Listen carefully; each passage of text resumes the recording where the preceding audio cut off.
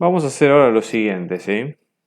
Dice el siguiente enunciado: dado los números complejos z, que es igual a 2 más i, z sub 1, que es igual a 3 menos i, dice determinar tres números complejos, 2, 3 y 4, tales que los afijos de los primeros cuatro números formen un cuadrado de centro en el afijo de z. ¿Sí? Entonces, lo ideal acá sería tener una idea, ¿sí?, muy somera de lo que está ocurriendo en ese caso, ¿sí? Vamos a hacer un pequeño gráfico acá.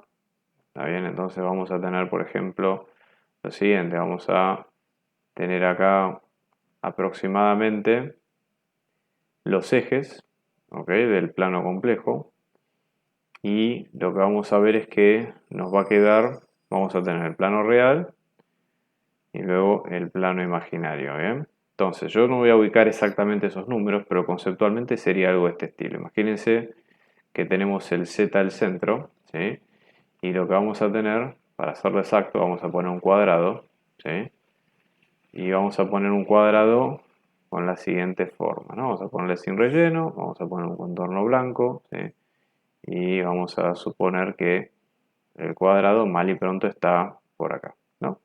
Bueno, entonces de este cuadrado lo que vamos a ver es lo siguiente. Supongamos que, vamos a correr un poco a este lado, ¿sí? Yo voy a tener los cuatro vértices, ¿sí?, de mi cuadrado, ¿ok? Que justamente los voy a llamar como me dice la nomenclatura, que lo llame z sub 1, z sub 2 y así sucesivamente, ¿no? Entonces vamos a llamarle, por ejemplo. Acuérdense que no estoy usando el ejemplo del enunciado, sino un ejemplo genérico cualquiera, ¿sí? Z sub 1, z sub 2, z sub 3 y z sub 4. Puedo encarar esto de muchas maneras, pero yo lo voy a hacer de una forma un poco tradicional, ¿sí?, de una manera bastante común, en el sentido siguiente, ¿sí? Lo que voy a hacer, voy a tomar, por ejemplo, ¿sí?, vamos a dibujar acá un poquito mejor el cuadrado. Voy a tomar, por ejemplo, las diagonales del cuadrado, ¿sí?, a nivel geométrico. Entonces voy a tener, por ejemplo, esta diagonal y esta diagonal, y luego tengo semidiagonales, ¿sí? ¿Qué es lo que ocurre? Todas deberían tener, si es un cuadrado, ¿sí?, así como los lados son iguales, todas deberían tener el mismo módulo, ¿sí? Y en este caso, todas deberían tener la misma orientación, ¿sí? Entonces, acá hay muchas estrategias que se pueden usar, pero yo voy a usar algo bastante conservador. Vamos a tomar primero la primera diagonal, que se llama D sub 1, ¿sí?, que es este lado azul que ustedes ven aquí. Entonces D sub 1 en este caso va desde, ¿sí?, Z sub C, que es el centro, hasta, en este caso, Z sub 1, ¿sí? Entonces si lo tuviera que dibujar como un vector, ¿sí?, empezaría en Z sub C y terminaría en Z sub 1, ¿sí? Entonces, ¿cómo lo podría expresar como una cuenta? Bueno, simplemente como si fuera la resta entre, en este caso, Z sub 1 menos Z sub C, ¿sí? Es la resta de vectores. Recuerden que los números complejos también se pueden pensar como si fueran vectores, y en ese caso, si yo los pienso a todos como si fueran vectores, todos nacen en el centro, ¿sí?, en el 0, 0. Entonces puedo pensar a todos como una resta. Entonces voy a hacer la resta, en este caso, de los dos, y esto me quedaría como 3 menos 2, que me queda un 1, y menos i me queda como menos 2i, ¿sí?, en este caso. En forma vectorial me queda como 1 menos 2, ¿sí? Puedo escribirlo en forma polinómica, en forma binómica, perdón, o en forma vectorial y sin distinto. Yo voy a preferir la forma vectorial porque lo que voy a hacer es usar la siguiente técnica. Si es un cuadrado perfecto, cada una de las diagonales está rotada un ángulo de 90 grados, ¿sí? Entonces yo voy a usar eso a mi favor. Voy a decir, bueno, si son 90 grados, desde la diagonal 1 a la diagonal 2, vamos a decir así, voy a obtener un ángulo de pi sobre 2. Voy a obtener un ángulo que va a rotar y me va a generar esta diagonal 2 verde que voy a tener acá. Si no quiero hacer mucho abuso de nomenclatura, pero esa sería la diagonal 2, ¿ok? Entonces, digo la matriz de rotación, ¿sí?, estoy citando la teoría, ¿sí?, si yo quiero hacer la rotación sobre un ángulo, vamos a llamarle θ, debo multiplicar, ¿sí?, por coseno de θ, ¿sí?, luego tengo menos seno de θ, luego tengo seno de θ y luego tengo coseno de θ. Esto es siempre que yo haga una rotación en sentido contrario a las agujas de reloj, o sea, en sentido antihorario, ¿sí? Y este sería la matriz por la cual tengo que multiplicar mi número. Bien, o sea, esa sería la operación básica. Entonces yo primero voy a multiplicar, ¿sí? Vamos a suponer mi diagonal 2 va a ser la matriz de rotación, en este caso de pi sub 2, por la diagonal 1, porque lo que estoy haciendo es tomar el vector verde, aplicar la rotación y me va a quedar el vector azul, perdón, aplico la rotación y me queda el vector verde de 2. ¿Sí? Si es pi sobre 2, si θ es pi sobre 2, ¿qué vamos a tener? Que coseno de pi sobre 2, que es coseno de 90, me va a quedar 0, y seno de pi sobre 2 me va a quedar un 1. Entonces en la matriz me va a quedar 0, ¿sí? En coseno, y me va a quedar un 1, ¿sí? Para seno, en este caso un menos 1, ¿sí? Por el menos. Entonces, ¿esto cómo me quedaría? Fíjense, me va a quedar, ¿sí? Como 0, menos 1, 1, 0, y en la diagonal 1 me queda como 1, menos 2, ¿bien? Y al hacer el producto, esto me va a quedar 0, menos 1 por menos 2 es 2 positivo, luego tengo 1 por 1 es 1, más 0 me queda un 1, ¿sí? Me queda directamente 2, 1. Y acá quiero que presten atención a lo siguiente. El vector de 2, este gráfico parece medio mentiroso, pero el vector de 2 no nace en el ZC. Todo vector nace en el 0, ¿sí? Nace en el origen. Entonces, ¿qué ocurre? Al nacer en el origen, este vector no está posicionado donde nosotros lo vemos en el gráfico, sino que está posicionado originalmente en el 0. Yo debo trasladarlo, ¿sí?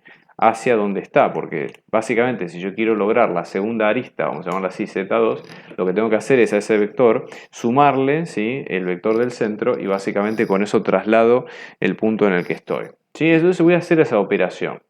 Entonces digo, mi Z2 básicamente me va a quedar mi diagonal 2 más el Z del centro. Es decir, voy a tener el 2, 1 que tenía en su momento como vector y lo que voy a hacer es sumarle el Z al centro, que en este caso es el 2, 1 también. ¿Sí? Entonces, en este caso, acá coinciden los números, pero son los mismos. ¿Sí? 2, 1 más 2, 1, quedo con 4, 2. ¿Sí? 4, y esto en forma compleja me va a quedar como 4 más i. Bien, entonces tengo uno de los vértices, ya tengo otro de los vértices, ¿sí? Y lo que voy a hacer ahora es, secuencialmente voy a aplicar lo mismo para las otras diagonales. Fíjense, si estoy parado en D2, ¿sí? Voy a volver a hacer una rotación de pi2 y voy ahora a obtener D3.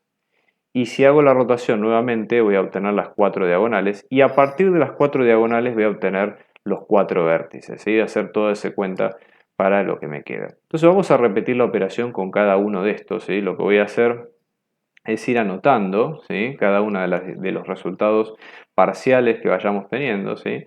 Entonces, por ejemplo, tenemos la diagonal 1, tenemos la diagonal 2, ¿sí? Y las variables, ¿sí? De cuántos son cada uno de los zetas, ¿ok? Entonces, por ejemplo, en este caso nos va a quedar para el z1 que era 3 menos i, ¿verdad? Y ahora, y la matriz, ¿no? Perfecto. Y ahora vamos a ir haciendo cada una de las cuentas. Entonces, por ejemplo, vamos a tener en este caso D3, que esto me va a quedar la matriz de rotación 0 menos 1, 1, 0, por la diagonal de 2. O sea que esto me queda 0 menos 1, 1, 0, todo esto por 1 menos 2. Todo esto me queda 0, menos 2 por menos 1 es 2, y 1 por 1 es 1, ¿sí? Y acá me va a quedar con un 1. Bien, en este caso. Vamos a chequear si esto es así. A ver, acá nos queda diagonal, perdón, acá he puesto diagonal anterior. Entonces vamos a poner como corresponde. Esto sería por 2, 1, o sea que esto nos queda 0, menos 1, y acá nos queda 2, ¿sí? Por 1, y en este caso me queda así. Y ahora vamos a tener Z3, que esto me queda como D3 más Z sub C, que esto me queda menos 1, 2, más Z sub C, que es 2, 1, y esto me termina quedando 1, 3, o sea que me termina quedando 1 más 3i. Bien, y ahora de la misma forma, para la diagonal 4, esto nos queda como 0 menos 1, 1, 0, por la diagonal 3, o sea que tenemos 0 menos 1, 1, 0, y la diagonal 3, que en este caso me queda como menos 1, 2, ¿sí?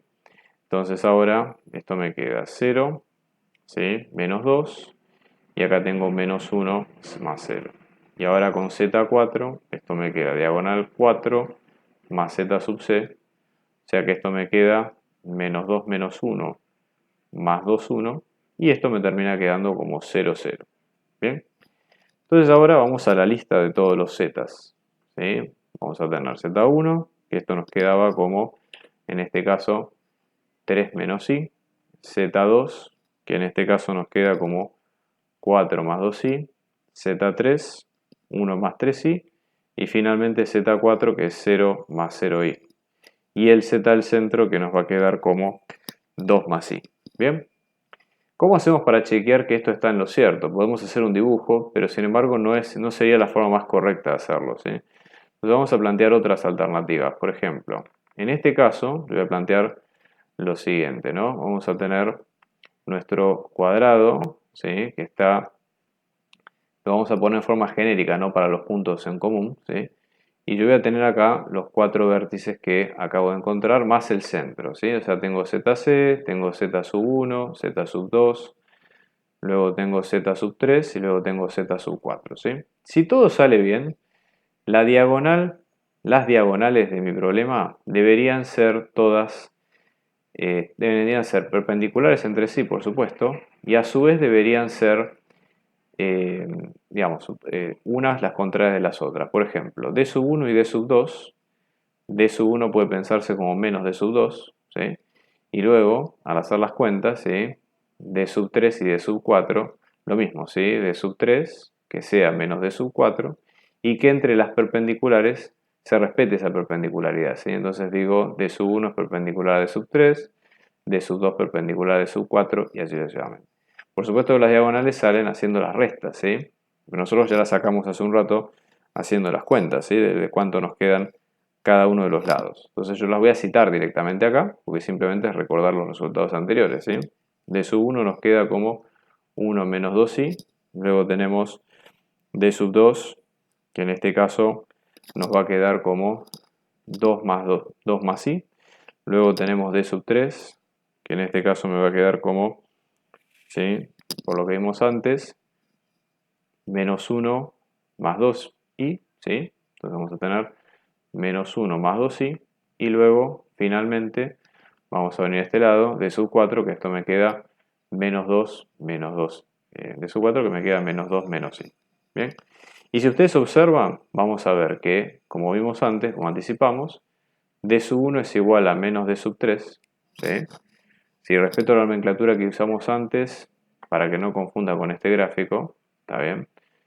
Básicamente sería algo así, ¿sí? Teníamos d sub 2, d sub 3 y d sub 4, ¿sí? Entonces, d sub 1 es igual a menos d sub 3, ¿sí? D sub 2 es igual a menos d sub 4, y de la misma forma, si ustedes observan, d sub 1 es perpendicular, ¿sí? A d sub 2 y d sub 3 es perpendicular a d sub 4. Si se fijan, ¿cómo me doy cuenta de la perpendicularidad? Bueno, porque básicamente cuando uno hace el producto escalar entre dos vectores, nos tiene que dar 0, si es que lo pensamos como vectores. Y otra forma un poco menos ortodoxa es así. Si mi número me va a quedar como, supongámoslo de esta forma, ¿no? En este caso mi número me queda, ¿sí? Puedo hacer la cuenta, ¿está bien? Entonces digo, bueno, d sub 1 por d sub 2 me va a quedar como 1 menos 2i por 2 más i, pero en este caso el producto lo voy a pensar como un producto vectorial, ¿sí? Un producto escalar, perdón, de vectores. Entonces esto me va a quedar, en este caso, como el vector 0, 0, ¿sí? 0 más 0, esto me queda como 0, ¿sí? Entonces en todo se mantiene esa perpendicularidad. Y así llegamos al resultado final de este caso.